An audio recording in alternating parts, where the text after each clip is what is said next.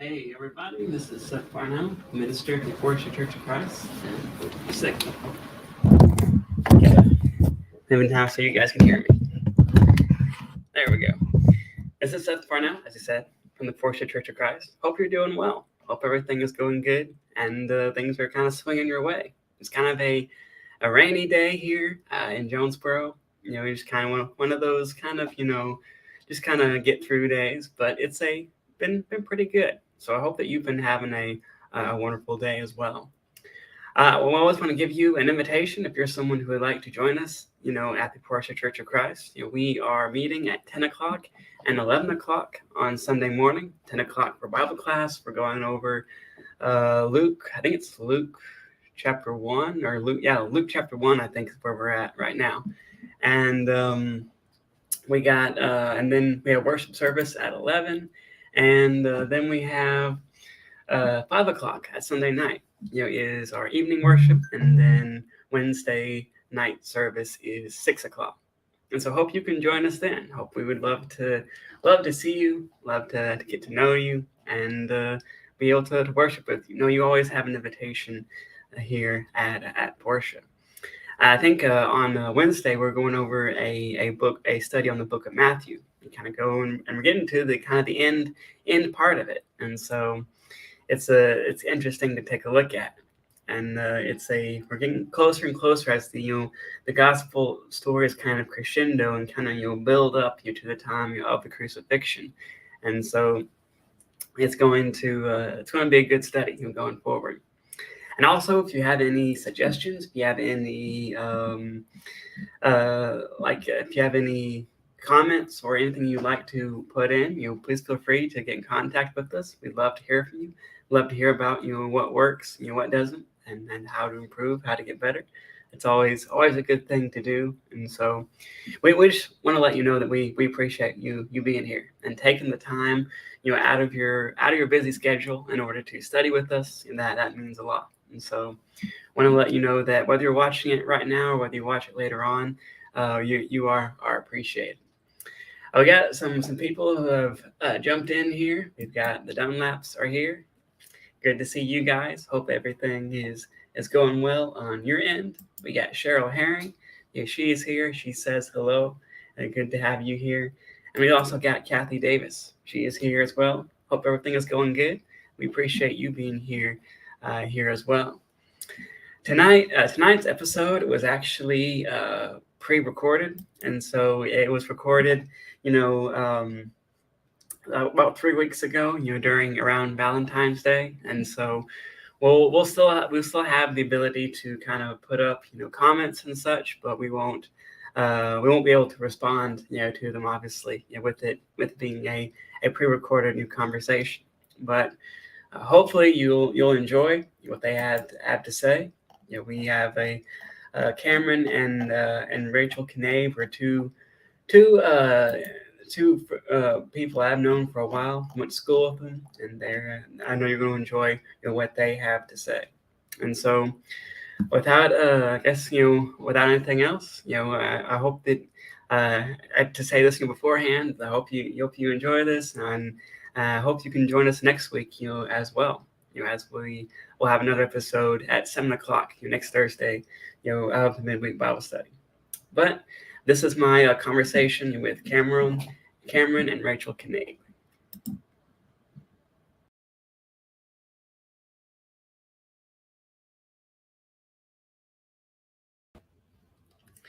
I'm here with Cameron and Rachel Knabe for the midweek Bible study. We're going to have a study tonight, but it's great to have you guys here. Why don't you tell us a little bit about yourself?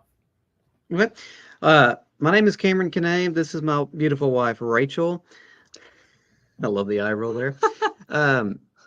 We are currently over here at Crowley's Ridge College. We're dorm parents at Winter's Dorm. I'm also the store manager for Express Pond and Paragould. Rachel here, she is stay-at-home mom. She helps tend to the dorm during the day while I'm off doing my job. And she also is raising and homeschooling our 3 kids. So she's got her hands full there, but to say the least.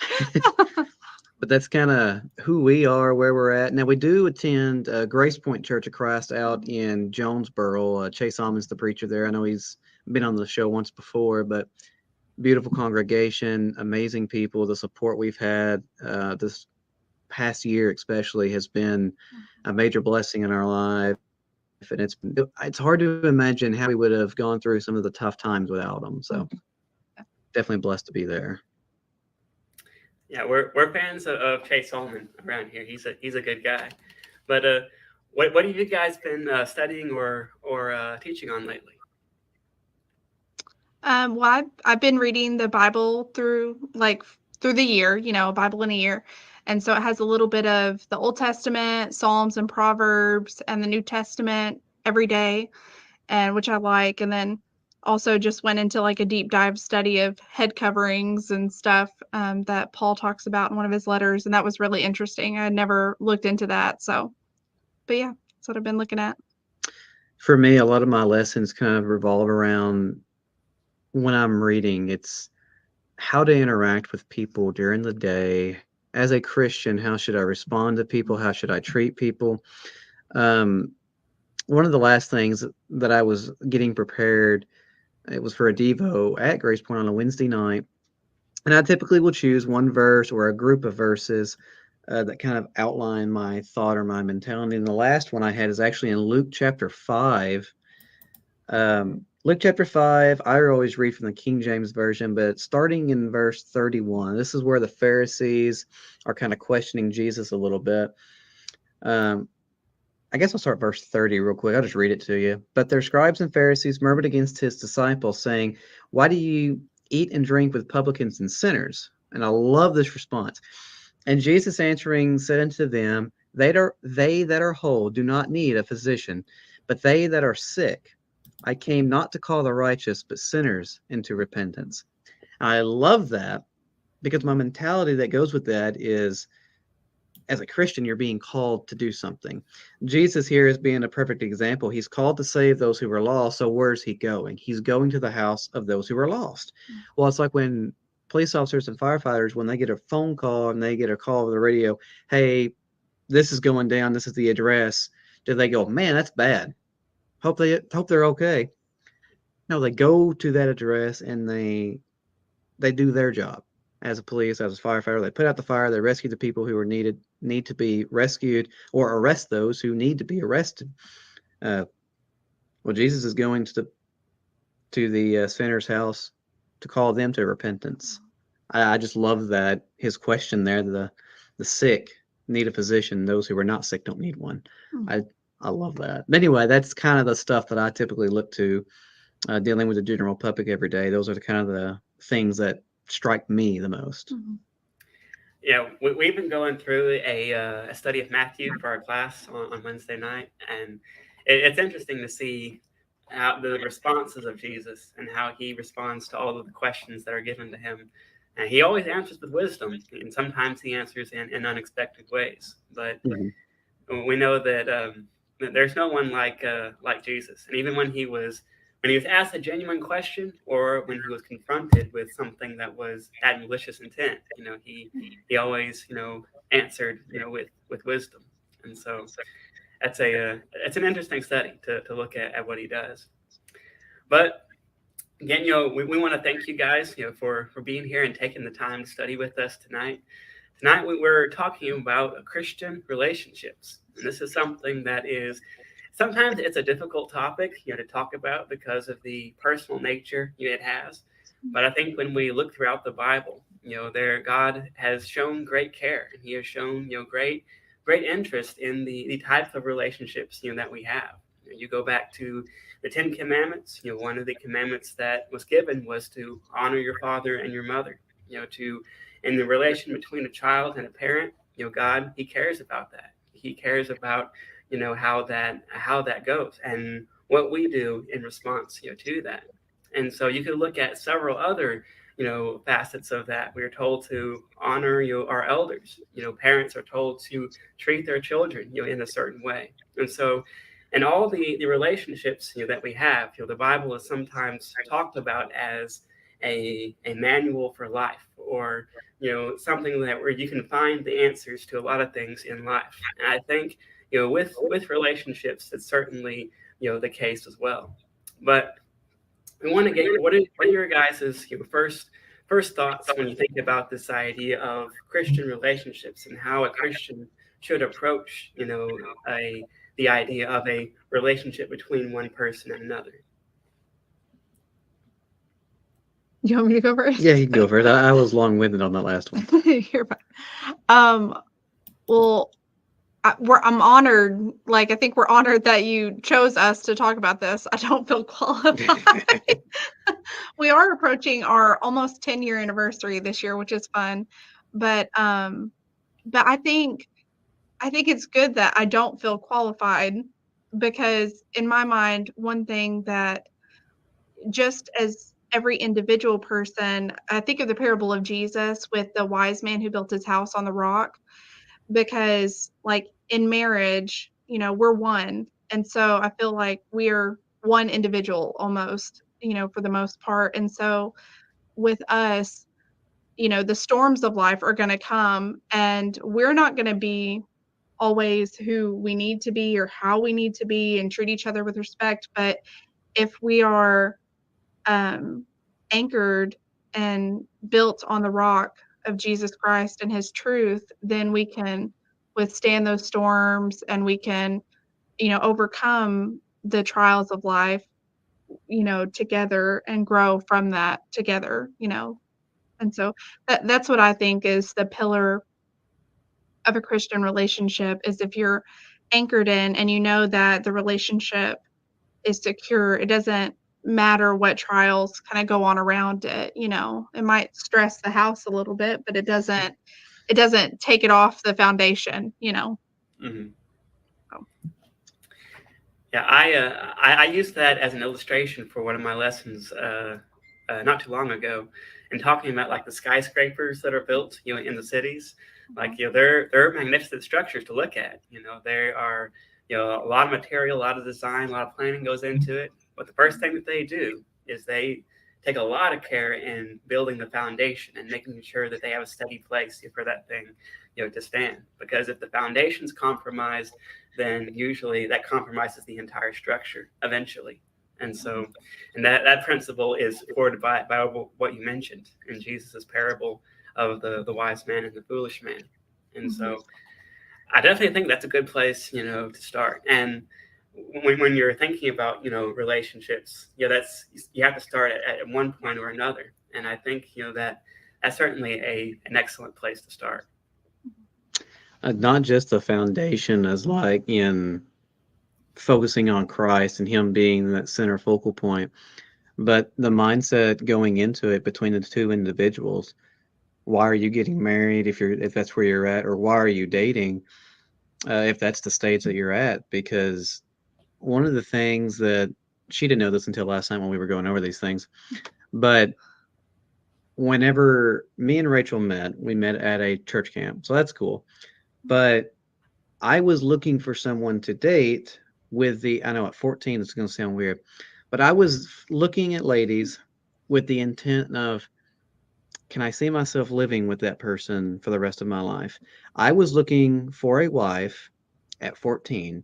I wasn't looking like a lot of my friends were in high school that, hey, who can I date and it'd be fun and we have a relationship or whatever. I was looking for like, okay, in 10 years, can I be married to this person? And that was kind of how I started the relationship with her. Honestly, now that you say that again, it shocks me that you chose me. I was just this cuckoo back then, so it kind of shocked me. It's like he looked at me and was like, yeah, it could be her. That's funny because should have like ran. My first encounter with her, we were playing basketball on the gym court at Camp Dakota, and I'm dressed up in like all of my athletic attire. I'm trying to look cool, and I go for the shot. My feet slip out from underneath me because of the sand on the concrete, and I completely airball this shot. I mean, it was a bad shot, and I'm thinking, that was embarrassing. She turns around about 5 feet in front of me, and with this biggest smile, oh, that was such a good shot. You did so good. And I was like, Who is this crazy lady? No, it wasn't. What are you talking about? It was a terrible shot. Yeah. But, first impression, it was memorable. Mm-hmm. But it wasn't Yeah. until the week Yeah. progressed or the weekend progressed that it turned in a little bit more. I learned more about her, and it became more of she's actually a really good person. Yeah. And not this cuckoo person that I thought she was in the initial meeting. But a lot of it has to do with the mindset of how you approach why you're looking for a relationship. I thought that, for me, is what helped. Mm-hmm. That is interesting because we know that as Christians, we look to the future a lot. As we're preparing you for that day of judgment. We're preparing you for when our life's going to be called into account. We're preparing to be in service to the kingdom. A lot of what we do, as Christians, centers on being prepared or looking towards the future. Does in your guys' mind, is that the approach somebody should have? When they're looking at a Christian relationship, should they have that same kind of looking towards the future mentality as we do in a lot of the other things that we do with our faith, or how should we approach that in that manner? I would say looking to the future is a good place to start. Now, whether you're looking at it from the perspective like I did, or looking at it from the perspective of probably more a Christian mindset, is what's my ultimate goal while I'm here on earth? What do I want to accomplish? And where, after I die, do I want to end up? That should be your primary question as a Christian. And if you can remain outside of a relationship, then you should do that. If that's your main focus is to just spread God's word and do his will, and that be it. Like Paul said, but there are some of us, and I think me and her fall into this category of, I don't know that we could stay our entire lives apart from somebody and not have someone to lean on, because the support that she gives me or I give her, I think is invaluable in our walk to God, because we went through a rough patch when we first got married. This month I don't want to go to church, or the next month I was trying to go but she didn't want to go, and we were able to bounce off each other, and eventually we picked each other up to get back into the doors where we were supposed to be. But if we were by ourselves, I don't think we would have done that. I think we would have fell by the wayside and someone else would have had to have found us. But I think it depends on the person. But if you're going to look to the future, I'm not going to say mine's right or wrong, because I think there's more than one way to think of how to approach your future, because everyone is a little bit different. But for me, in my case, looking to her as if, hey, can I marry this person and spend the rest of my life with her? That was a good approach for me. Because like I said, everybody that I knew, they had, and we at 14 had 3 or 4 girlfriends by the time we got to this point in our lives, 8th or 9th grade. They've already been dating 2 or 3 other people, and I hadn't. And I got to thinking, you know what? I don't really want that. So for me, that was my answer based on where I was at that time. But looking to where you want to go, what do you want to accomplish in your life, I think that would be a good place to start for anybody.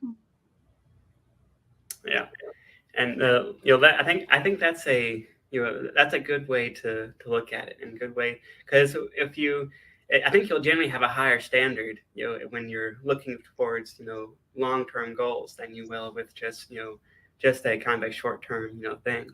Mm-hmm. But has your basketball skills improved since then? I haven't played in so long. Me and Chase, actually, it was a couple years ago at a Super Bowl party.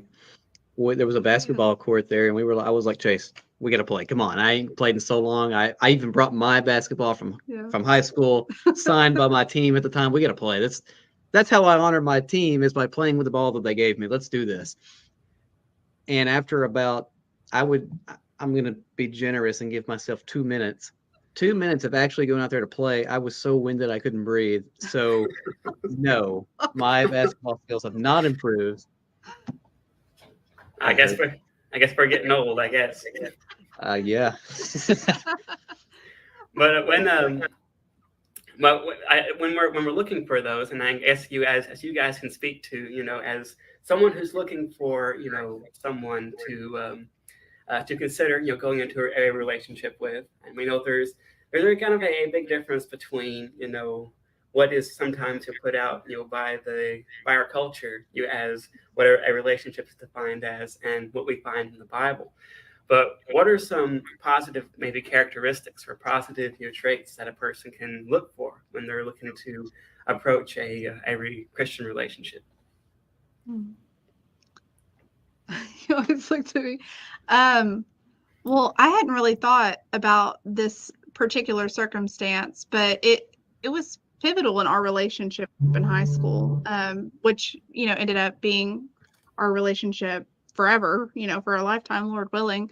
But one of the biggest things that I remember, first and foremost, we had a shared faith and shared values, and we, came at the Bible from the same perspective, and we could, grow in that. And so that was first and foremost what drew me to Cameron and grew our relationship. But then from that, something I remember the moment I thought that, and I mean, I think we were probably juniors in high school. We had been dating a couple of years. And I remember thinking I could see myself marrying him one day. And it was because we had actually broken up. We broke up one time before, we got engaged. And it was after 2 years of dating. And we had come to meet each other because we were going to go to a youth rally together. And we were like, well, we don't want to go to a youth rally like with the youth group, and that'd be the first time we've seen each other since we've broken up, and it was really going to be awkward. We don't want to make that trip awkward, so we'll get out all of our feelings or whatever, and then just go to the youth rally as friends. It'll be fine. And so we went, we met, and we talked. And I remember, it was very like a very argumentative talk. Like we weren't fighting or duking it out or anything like that. Both But emotional, though. yeah, but I mean, very emotional, very just honest. And, obviously it was not pleasant. Nobody likes conflict, but, I was telling him, I was mad at him, and he was telling me this, and, and it was going back and forth, and we were talking it out. And then at the end, we were able to reconcile.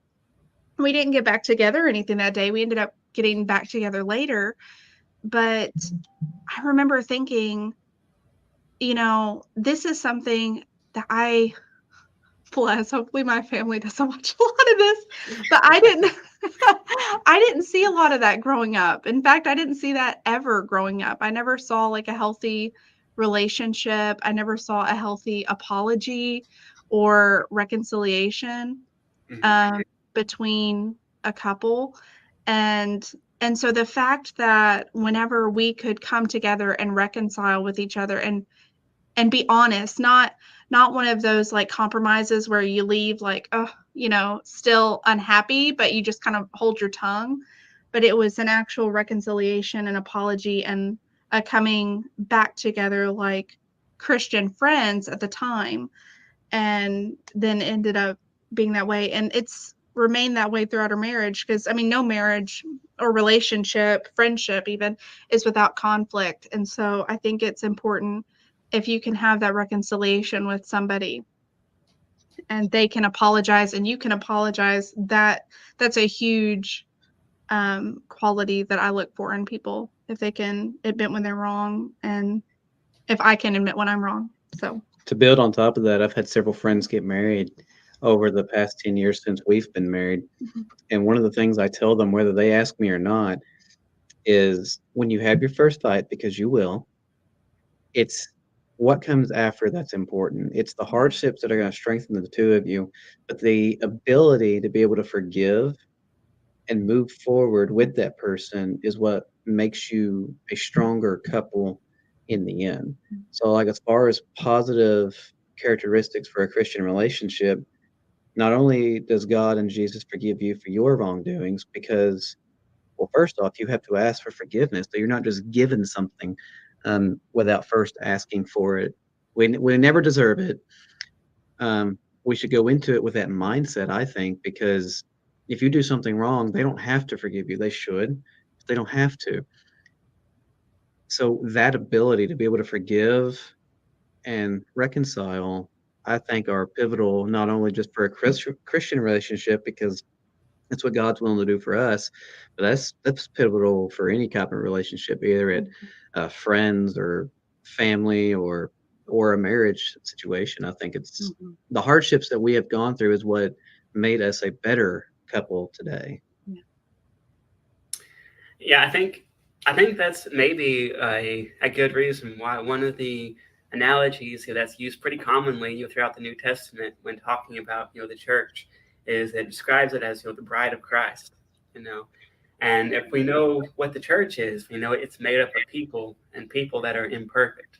People that make mistakes. People that sometimes go off that narrow road and sometimes stay off there for a while and do some things that are against the will of God.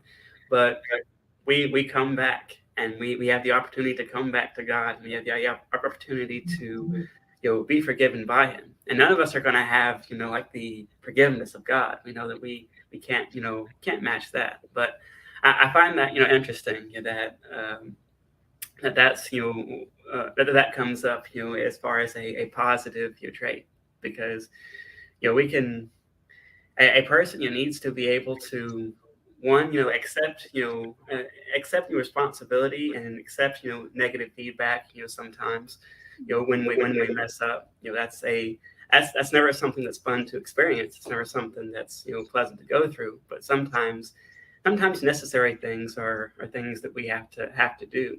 But the ability, like you said, to deal with conflict is essential in a Christian life. Jesus says don't like whoever endures throughout this life will receive a crown of righteousness. And as you guys stated, and as I gather, I think that's true in a relationship as well. There's got to be some commitment to endurance and commitment to resolving those conflicts that inevitably come up. And I think that's and maybe another building block to a strong relationship. Anything else on a positive characteristic? Patience. That's what I was thinking. And I didn't want to say it because I don't have it very much. Yeah, if anybody has patience in the relationship, it's him. Bless You his gotta heart. be patient. Yes.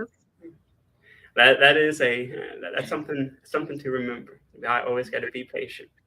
But we know there's positive characteristics and there's also negative ones as well.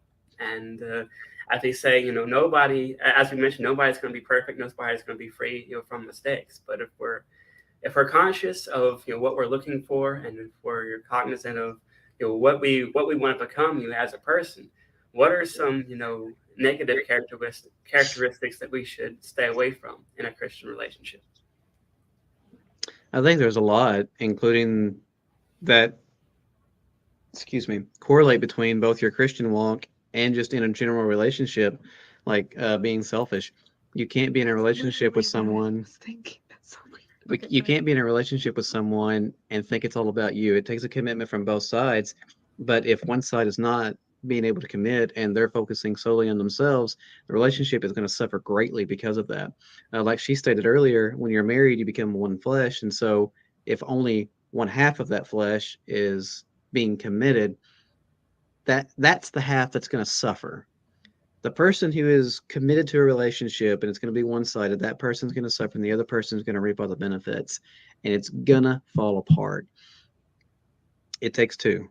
It always does. You can't have a marriage without both sides committing to it, both sides making sacrifices, both sides agreeing on a compromise. You just can't. I mean, there's no way to. A good one. Yeah, for sure. Yeah. Being selfless in a relationship, I think, is you got to have that, because if you're selfish, it just won't work. It just can't. Mm-hmm. There's only so much suffering one person can handle. Mm-hmm. They all have a breaking point. Yeah. The ability to kind of look beyond yourself, I think is a great, it's not only is it a red flag, maybe in a negative sense, but it's a great quality to have, like to be a servant, to be selfless. That's what we're called to do, as Christians, and that goes for, I think, relationships, as well. To be someone who seeks opportunities, to serve, and doesn't just seek for, personal enrichment, but seeks to be a servant. If you remember what Jesus, the parable that he told of the fool, the man who he had a lot of financial success, a lot of business success. He built, he had a crop that was more than he expected, and he said to himself, what am I going to do? I'm going to tear down my barns. I'm going to build bigger ones, and then I'm going to kind of cruise through life. I'm going to eat, drink, and be merry. But God called him a fool, and he said, once you're gone, who are you going to? Who are these things going to go to? Like this man's quest of personal enrichment didn't really ultimately failed him. And I think if someone is after that in a relationship, as you stated, I think that's going to end up in a failed relationship as well. And I also think one thing to look for is if a person honors other people and honors people beside you. Because I think if they if they're kind and compassionate, if they honor the people that they interact with and are around, usually that's a good sign for them. And if they don't, that's often a not a good one. But there are some important things to keep in mind. But as we know, there is a lot of stories in the Bible that contain these types of things. There's a lot of interesting relationships that we see in the scriptures. The Bible has all types of different literature, all types of different stories. There's ones that have great action. There's ones that have teaching. There's ones that have drama. There's a whole variety of different types of stories that are told in the Bible. And so we see some love stories, we see some relationships come into being, some that are already established by the time we meet them in scriptures, and some come together throughout the narrative of the story.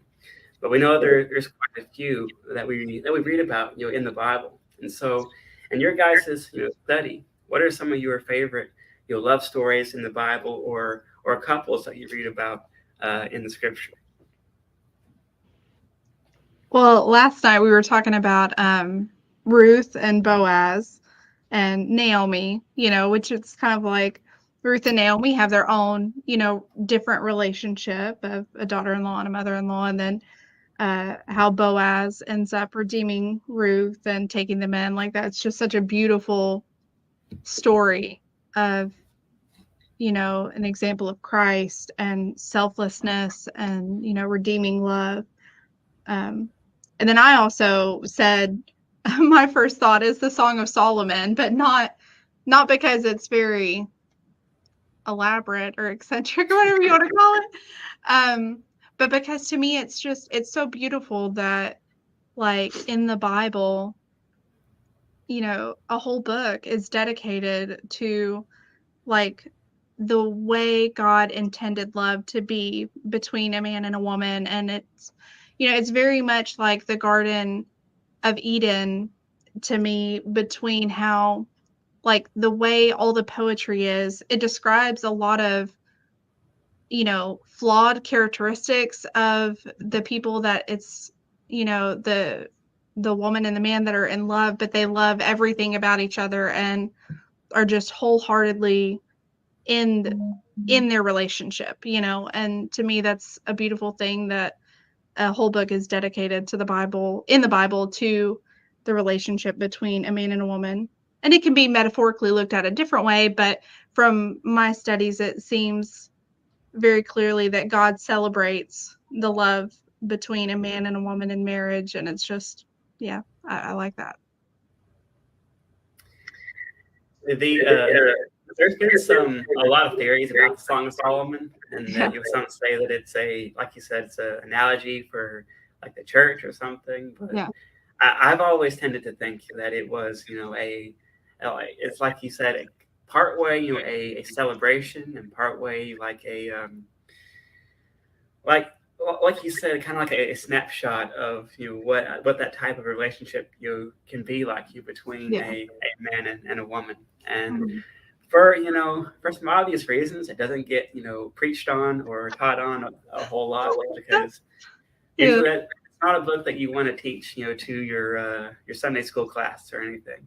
But it's but it is in the Bible. And as I always say, there's no wasted space in the Bible. Every letter in the Bible is put there for a reason. And so if the Song of Solomon is there, we need to study it, and we need to take a look at it.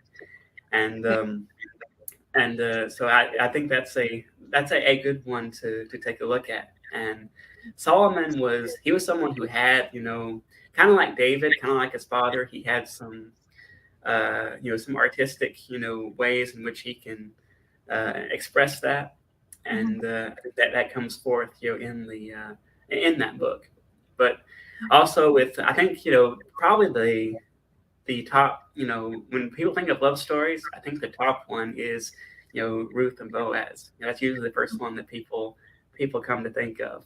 And it's one of those stories that has a happy ending. It's kind of like a feel good story. They go through some rough times, but the ending is very good, and you can see the providence of God working throughout that story. And eventually, at the end of the story, we find out that the line will eventually lead to David, and eventually lead to Jesus, as we see in Matthew chapter 1. And so that's a wonderful story to take a look at. I encourage you to read throughout the book of Ruth, because Judges takes like a big picture, shot at the nation of Israel, and then Ruth kind of zooms in to like what it was like for like individual life. And Ruth being a Moabite, and Boaz being an Israelite, and they were able to come together through the providence of God, I think. And it is a wonderful story to take a look at.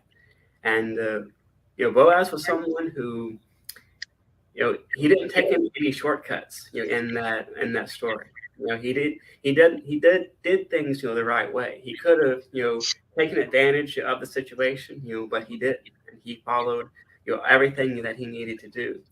Yeah, if you remember at the end of the story, you know they there's a process called the Redeemer, which is a kind of a legal process that that they went through in Israel. And there was someone that had kind of the right to that other than Boaz. And instead of trying to push that under the rug, he gets him, and he makes sure that he doesn't want to kind of claim that. And he refuses, and Boaz is able to marry Ruth. And so he did things, the right way. And he protected her, and he looked after her, he gave her what she needed. And so it is a wonderful story to take a look at. But Cameron, did you have any? Yeah, but I wouldn't say it's a favorite love story, but I think it ties into what I was talking about with negative qualities, where if you wanted to look at David and Bathsheba. I knew you were going to say David. That's a prime example of negative qualities when it goes back to that idea of selfishness. Not only did he force himself upon her, take her from her home, he also has her husband murdered. Let's call it like it is here. He murdered him just so he could take her for himself. Yeah. And if you want to look at that story, there is nothing but suffering for Bathsheba. Nothing but suffering. And then David his actions finally catch up to him, where his firstborn through her dies. It's kind of like a realization of, man, I messed up. I did not do this right. And it's like, yeah, no duh. Yeah. Reading it from our perspective, it's like, man, what are you doing? We figured it out the moment you called for her. Like, what are you doing? But one thing led to another, bad decisions were made, and they all stemmed from selfishness. Just being selfish. That's what everything came from. So if you want to look at negative impacts in a relationship of what can happen, that's a pretty good example there. is how he acted. And, again, I can't even imagine the suffering she had to endure through all of that. Hmm. So you have good relationships, and you also have examples of bad ones. Yeah.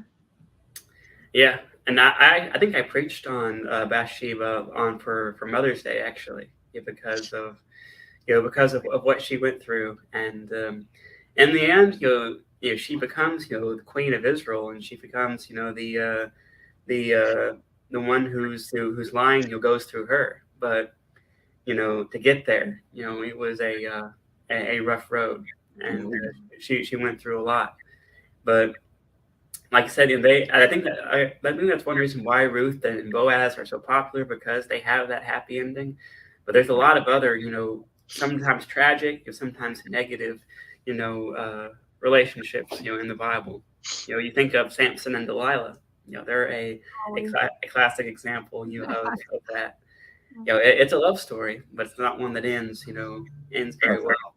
Yeah. And I also think of Ahab and Jezebel. They weren't quality people. They may have been right for each other, but they weren't quality people, and they ended up making a lot of mistakes during their rule. But I thought of people such as David and Abigail. You thought of Abraham and Sarah. Moses and Zipporah. There's I think it was Aquila and Priscilla. I know there was one in the New Testament that I was thinking of. We don't see them meet. They're already together when they first appear on the scene, but they do things together. It says when they pulled Apollos aside to kind of teach him, to kind of show him gently what he was doing wrong. They did it together, and they're a good example of togetherness in the Bible. And there's some good ones out there, but not all of them like I said are positive, and we can learn from both the positive and the negative when we study these things. And I think that's an important thing to note. But as we kind of start to wind down here with this lesson tonight, you guys have been married for about 10 years.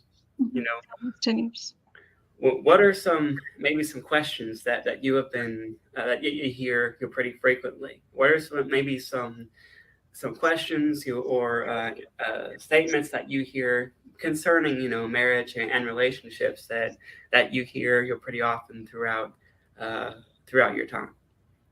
How do you put up with her? Are you serious? I've actually heard that question more as a joke, so don't take it too seriously. One of the questions I would say that I have, one of the things that I would say, not necessarily asked to me, but something that goes through my mind is, am I doing enough? Am I a good enough husband? Am I a good enough father? Am I doing things right? Because when you read scripture and it's talking about the bride of Christ is the church, but then it correlates to a marriage where the wife, then I'm trying to fill this role of Jesus here in the husband format. And I'm like, those are some mighty big shoes to fill. Am I doing what I should be? Am I doing enough of what I'm supposed to be doing? Am I giving her the support that she needs? Am I being the right father for the 3 boys that we have? Those are questions that go through my mind periodically. If I hit a rough spell or I feel beaten down and ragged, then I start thinking that. Those are questions that come to me. What am I doing wrong? Oh, I should have done that. I know I should have. Now she's going to feel this way about it.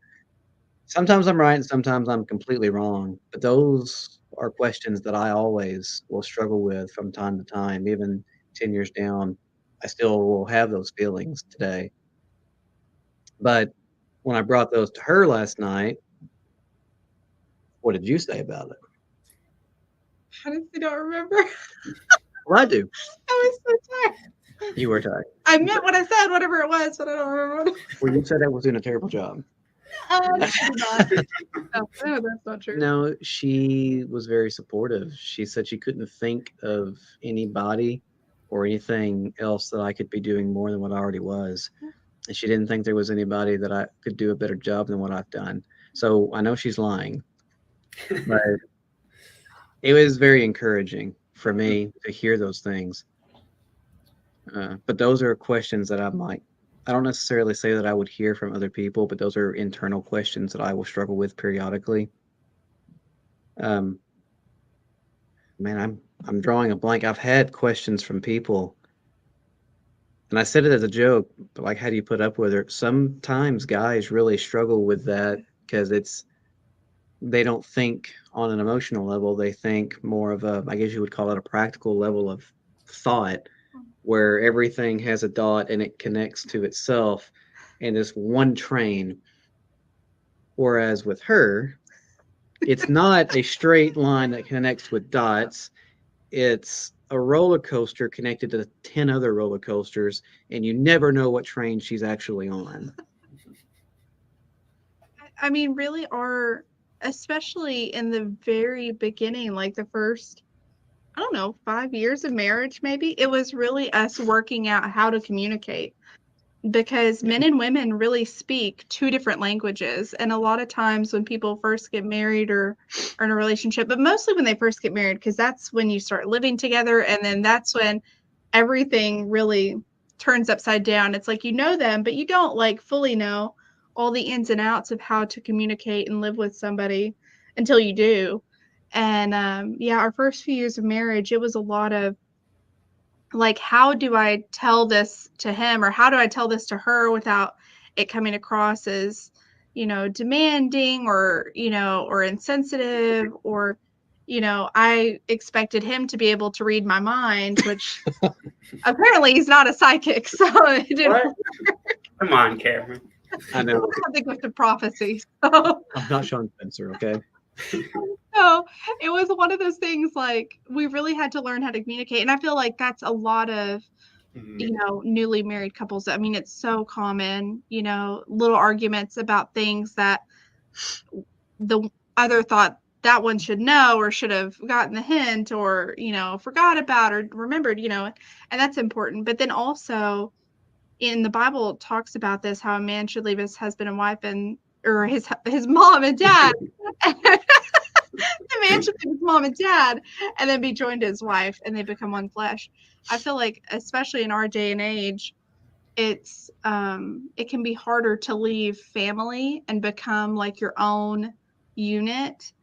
And I think that's, in our friends that have got married, it's a struggle to figure out how their new relationship is with their parents, on both sides, dealing with in-laws, but also dealing with their own parents, and how that interaction and the boundaries that need to take place to become your own family, versus being a part of your other family. I mean, you're still a part of the other family, and you respect and honor your parents, but you do have to become like your own unit. And I feel like that is a struggle for a lot of people. It's like, how do I honor my parents, but also set the boundary that I'm no longer like under their roof? Like, I have my own roof, now. I get, I talk to some of my friends when they get married, and, sometimes you just got to vent. You do things that drive me nuts. I can't really say them to you. They don't really harm anything, but it's like these little pebbles that get thrown in, and at some point it's going to crest the water. Yeah. And so you go out with your friends and you vent. And one of the things that when we vent, I like to offer another point of view. Like, well, what do you think she was thinking of during that time? Oh, well, she probably thought of this. Okay, well, did you think of that at the time? No. Well, that's another point of view that we didn't consider. So it's not necessarily a question, but whenever I listen to my friends vent, sometimes I'll offer a counterpoint, and sometimes I'll just make them mad. Sometimes they're just like, I actually didn't think about that. That's actually a good point. Let me think about that. And then I'll go and talk to them, and I'll be like, hey, it actually worked out. Your advice there helped. Sometimes I would probably say about 30% of the time that's true. 30% of the time my advice might help. The other time they're just like, shut up, you're not listening to me. But listening to a different perspective, I think, is good. Everyone has their limits. Everybody needs to From a vent. Christian perspective, for sure. Well, yeah. Yeah. You don't want to go out there and find Bobby Joe who's half down a bottle and he's just telling you to go somewhere else. You don't want to go that route. But getting a different perspective from someone, I think, can be beneficial because they can provide something that you didn't think about. Mhm. One of the things that I like to bring up, when we first got married, we took this very literal. The verse that says, let the sun not set on your anger. We took that very literal in the fact that if we ever had a fight, we did not go to sleep that night until we resolved the issue. Mhm. And let me tell you something. You learn really quick if that issue is worth the argument or not. When it's 3 in the morning and you're exhausted and you've got to get up at work for 6 a.m., you learn pretty quick, you know what? This really doesn't matter. I am sorry. And I wholeheartedly mean that. Can I please go to sleep? You will learn what matters and what doesn't. I learned that really quick. I conceded a lot of arguments early on in marriage because I was like, you know what? This isn't worth the effort. You're right. I'm wrong. Can I go to bed now? And so now we don't have those arguments because I learned that. And I'm like, this argument isn't worth it. You're right. I'm sorry. Hey, give it time. It'll happen. Sure. I think that's one thing from a relationship perspective is that, you know, like we're in a really, I feel like a lot of relationships, and this analogy used all the time, is like a roller coaster, or it could be, you know, kind of like from the Bible, seasons of drought and famine, and then seasons of plenty and stuff. And I think that's in a marriage relationship, whether it be from outside trials or from inside, you know, like Cameron had mentioned, that like we had went through periods where I didn't want to go to church or he didn't want to go to church early on, you know, being irresponsible young adults and stuff and just kind of wanting to be selfish. And so you go through those periods. And even though like right now I feel like we're at the top of the mountain or we're in a season of plenty and, you know, we're, you know, enjoying our marriage and each other and I feel like growing, I know because we're people and we're humans, we're going to come to another season of drought, whether it be outside trials or our own selfishness, you know. And I think during those seasons of plenty, you just have to be intentional and kind of like a tree that, you know, Jesus talks about how we're the vines and, you know, using the tree from, I think it's Psalms 1, you know, how we need to be deeply rooted and not only in Christ, but also with each other. You know, we need to not be complacent in our relationship, but continue to water it and take care of it and grow, you know, to kind of bide by those seasons of drought and stuff. So, anyways, that's my 2 cents. You know, it kind of reminds me of the you know, when you think about the story of Joseph and when he went to Egypt. You know, they had 7 years of plenty, and you know, God told him, you know, store that up. You know, like, because there's going to be 7 years of famine afterwards, and he did it, and there was, and they were able to survive through that because of that forethought. But like you guys said, it takes, you know, communication. You know, it takes, you know, setting boundaries. You know, it takes a different perspective. You know, there's a lot of good things that that go into, you know, a positive, you know, Christian, you know, relationship, and it's a certainly I think it's a something that warrants, like you said, a lot of investment, but it's a blessing, you know, to have. I think we're going to probably going to wind down here. But do you guys have any closing thoughts as we close out this this lesson tonight? If you don't know how to communicate, you better learn. Can't be in a relationship if you can't communicate. Yeah. I mean, hands down. Got to be able to talk to one another, talk things out, and be able to listen to what the other one has to say. You're both on a highway. You're both going different direction. I'm going to her. She's coming to me. And if we don't have that road open, it's hard to sustain any relationship. God's word is always there for us. The option of prayer is always open to us. All we have to do is take the road. And that's it. He's communicating to us through his word.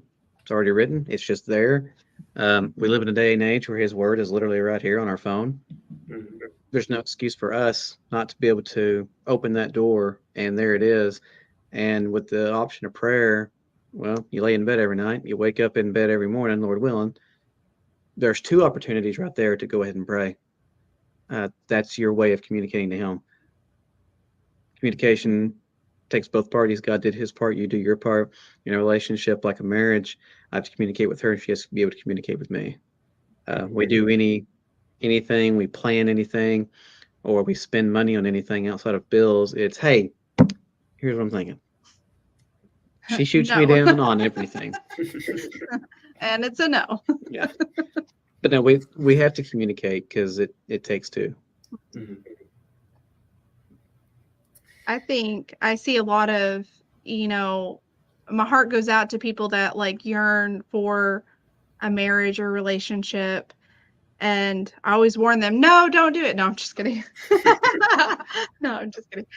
But I think it's, just stay focused on where God has put you and pray, like if you want a spouse or if you want, that Christian relationship, give it to God in prayer. And I feel a little bit guilty saying that because he gave me my husband when I was 14. We didn't get married until we were 19, but like I met him at 14. And so, I feel guilty saying that, but I see it so often. And I feel like we see it in scripture when we put it before God as a request and we wait on God for it, then that's the best outcome. But in scripture, when they might put it before God, but then they rush it and then they jump into something that, is not the most pleasant of circumstances. I mean, it's a lifelong thing, and so to anybody who wants to be in a Christian marriage and relationship, then I would say just pray and leave open hands for God to fill that whenever it's his time. And then they'll know when it's his time and not to rush it. So Absolutely. I think that there's plenty of examples, in the Bible of people who wanted to hurry God along. I think as you'd say, and they usually don't end well. But like you said at the beginning, sometimes it takes patience and it takes trust. But I appreciate you guys, so much, for taking the time. I know that you're busy and you got a lot going on, but you've taken the time to study with us tonight. We really appreciate what you've had to say, and I think we've had a good study tonight. Well, I appreciate you inviting us out here. It's been a pleasure. Yeah, when you're always we always welcome back anytime. But Good to hear this. But I hope this has been beneficial to you, and we'll be back next week, for another episode, of the Midweek Bible Study every Thursday at 7:00. And so, I hope if this has benefited you in some way, please feel free to share it with anybody who could use it. But until then, I hope you can go out and be the light of the world and glorify God in everything that you do. Absolutely. We'll see you next time. See ya.